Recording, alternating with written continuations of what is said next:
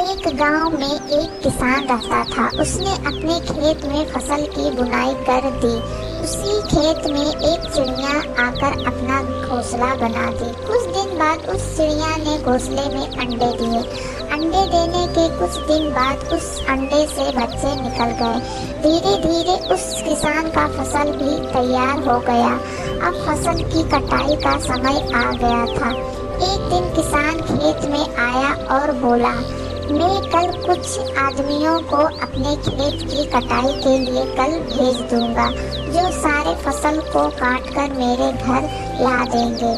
इस बात को सुनकर चिड़िया के बच्चे परेशान हो गए, मगर चिड़िया माँ ने अपने बच्चों से कहा, नहीं बच्चों, कल यह फसल नहीं कटेगी।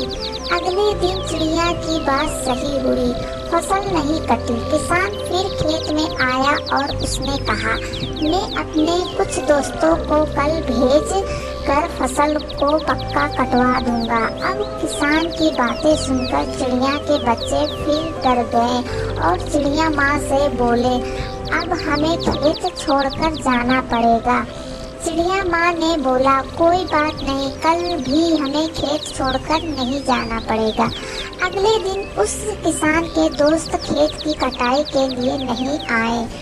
किसान शाम को खेत में फिर आया और कहा, अब कल मैं खुद आऊँगा और अपने खेत की कटाई करने के लिए। यह सुनते ही चिड़िया अपने बच्चों से बोली, अब हमें खेत छोड़कर जाना पड़ेगा। तब बच्चों ने चिड़िया माँ से पूछा, आप इतने विश्वास के साथ कैसे कर सकती हैं कि हमें खेत छोड़कर जाना पड़ेगा? तब चिड़िया ने कहा, पहले किसान दूसरों पर निर्भर था, इसलिए उसका कार्य सही समय पर नहीं हुआ, लेकिन अब वह खुद ही अपना काम करेगा और सही समय पर कर लेगा।